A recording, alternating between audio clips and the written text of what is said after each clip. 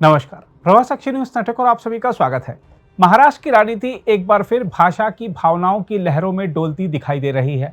मराठी अस्मिता के सवाल को फिर से केंद्र में लाते हुए शिवसेना उद्धव गुट और महाराष्ट्र नवनिर्माण सेना के प्रमुख राज ठाकरे ने हिंदी भाषा को कथित रूप से थोपे जाने के विरोध में एक समान सुर अपनाया है।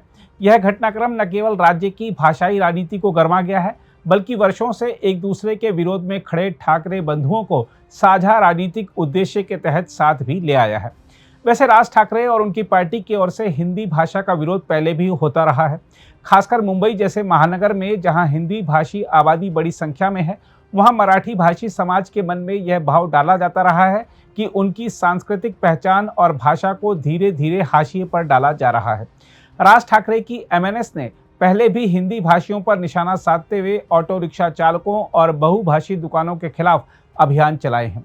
वहीं शिवसेना की स्थापना ही मराठी मानुष की राजनीति पर हुई थी।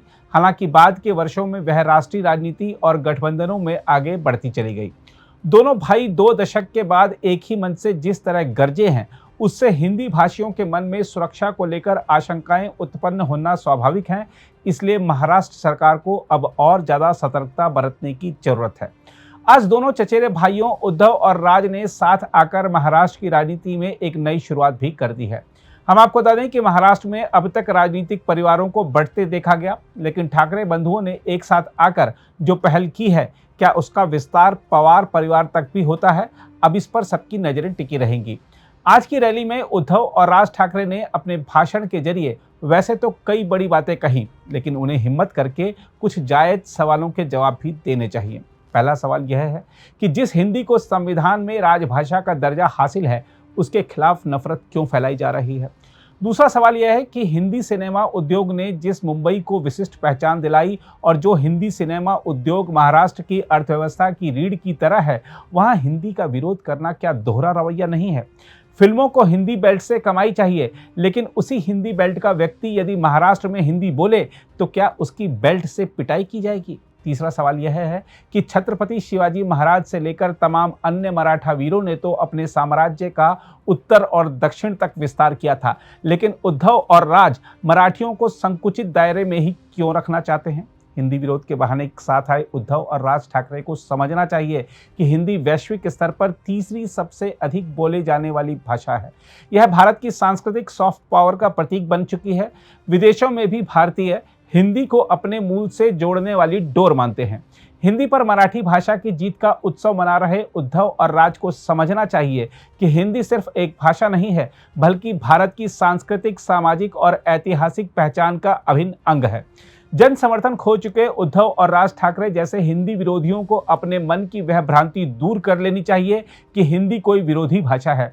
उन्हें समझना चाहिए कि हिंदी तो एक सहयोगी भाषा है। यह कभी किसी पर थोपी नहीं जाती, बल्कि अपनी उपयोगिता, पहुंच और आत्मीयता के बल पर यह जनमानस में रची बसी है।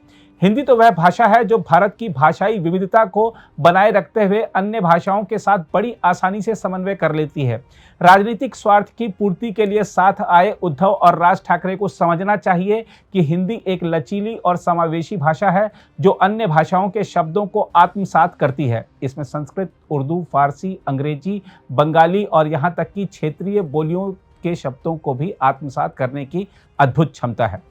देश और समाज को जोड़ने वाले मुद्दों को उठाकर अपनी राजनीति आगे बढ़ाने की बजाय समाज को बांटने वाले मुद्दे उठाकर उद्धव और राज ठाकरे को समझना चाहिए कि हिंदी किसी को दबाने या हटाने की भाषा नहीं है, बल्कि यह जोड़ने की भाषा है।